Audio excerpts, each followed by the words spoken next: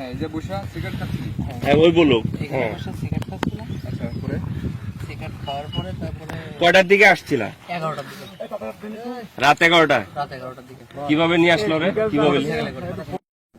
যশোর বুকভরা বাওয়ারে অজ্ঞাত মহিলার লাশের পরিচয় শনাক্তের 1 ঘন্টার ভিতরে আসামি আটক ও হত্যা রহস্য উন্মোচন করল যশোর জেলা ডিবি পুলিশ।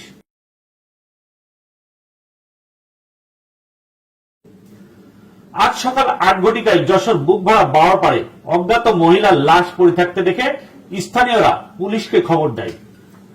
যশোর জেলা ডিবি পুলিশের এসআই খান মাহিদুল ইসলাম রাজীব ঘটনাস্থলে উপস্থিত হয়ে অজ্ঞাত লাশের পাশে থাকা মোবাইলের সূত্র ধরে খাদিজা খাতুন ওরফে নিতু কর্মকারীর পরিচয় শনাক্ত করেন।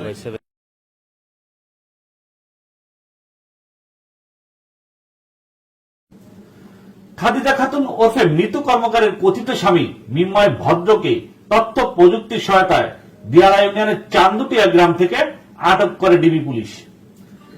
গাড়িতে আসবে মানে যে হুমকি টুমকি দিচ্ছিল ওই কারণে ওরে নিয়ে আসার পরে চাষরা এসে আমি ওরা বুঝাইছি যে আমার ফ্যামিলি থেকে মানবে না, এ হবে না। তা ও সে বুঝে না, সে আসবে মাসের বন্ধে না যায় তাহলে মামলা করতে হবে, এ করতে হবে। তারপরে এখানে নিয়ে আসার পরে 11টার দিকে এখানে এসে বইছি। বসার পরে ওর ওষুধ তো ঘুমের ওষুধ খাওয়া ছিল। তারপরে আমি ওরা বললাম যে আমার মাথাটা তো একটু সমস্যা তো ঘুরতেছে, তুমি আমার জন্য একটু পানি নিয়ে আসো। মানে ও বলতেছে? আমি ওরে বলছি। আচ্ছা, ওরে বলছো তুই? হ্যাঁ। তো পানি আনতে গেল যে এখানে আমাদের পুকুরের মধ্যে। পুকুরের মধ্যে। হ্যাঁ, আচ্ছা, পরে আসলে একটু যাই নিয়ে আসার মতো। আচ্ছা, চোখে মুখে দেওয়ার জন্য। আচ্ছা, নিয়ে এসে তখন ওই দেওয়ার পরে ওই পায়ে কাদা লেগে গেছে তো, তখন ওই স্যান্ডেল খুলে তুমি গলাটা নিচে করেছিল, তখন গলা কিভাবে মানে তোমার স্যান্ডেল খোলার জন্য? ওর স্যান্ডেল তো ওইখানে কাদা তো, হ্যাঁ স্যান্ডেল খুলেছিল, খুলে গেছিল, পরে স্যান্ডেল পড়ছে তো। খাদিজার স্বামী মিন্ময়কে ডিবি পুলিশ ব্যাপক জিজ্ঞাসাবাদ করে। জিজ্ঞাসাবাদের এক পর্যায়ে মিন্ময় খাদিজা খাতুন নিতুকে হত্যার কথা স্বীকার করে জানায়, তালাক দেওয়ার পরেও স্বামী স্ত্রীর একান্তের ভিডিও ছবি নিয়ে ব্ল্যাকমেইল করার কারণেই খাদিজাকে ঘুমের ওষুধ খাইয়ে গলায় ফাঁস দিয়ে হত্যা করে স্বামী মিন্ময় ভদ্র। কোন জায়গায় ফেলাইলি? এই যে সোজাসুজি ছিল না, ছিল সে উপরে আমার এখানে ছিল। এখান থেকে পার্টিতে ড্যান্স করতে গেছিল, সেখানে যে পড়েছে। ওখানে তুমি কোন কাজে গেছিলা? আমি ওইখানে ওই ডান্স দেখতে গেছিলাম, মানে সাতক্ষীরা যেটা মন্টু মিয়ার যেটা রেস্টুরেন্ট না, রেস্টুরেন্ট যেটা ভিআইপি রেস্টুরেন্ট, যেখানে ওইখানে।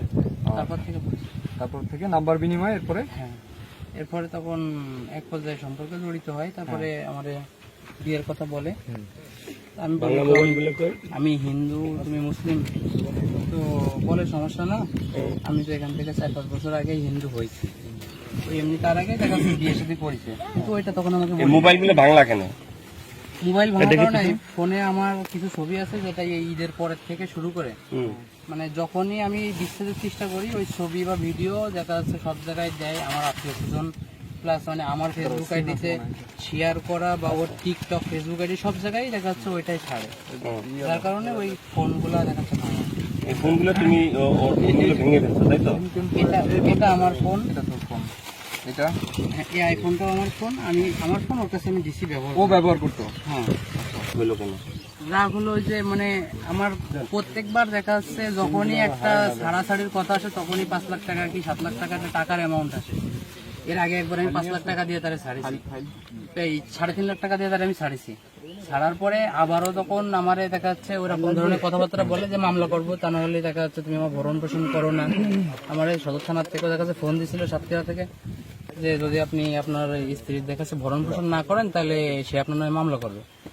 তখন বাধ্যতামূলক হয়ে তাদের কাছে যে দেখা যাচ্ছে ওই টাকা পয়সা দিতে হয়, এরকম ওই কারণেই বিশেষ করে মারা। খাদিজা খাতুন ওরফে মৃত আক্তার বিভিন্ন সময়ে মিন্ময় ভদ্র এলাইস নিলয়কে ব্ল্যাকমেল করতে থাকে। ব্ল্যাকমেল করার এক পর্যায়ে গতকাল 23/4/2024 তারিখ সন্ধ্যার সময় খাদিজা খাতুন ওরফে মৃত কর্মকারকে মোবাইল ফোনে ডেকে যশোরে নিয়ে আসে।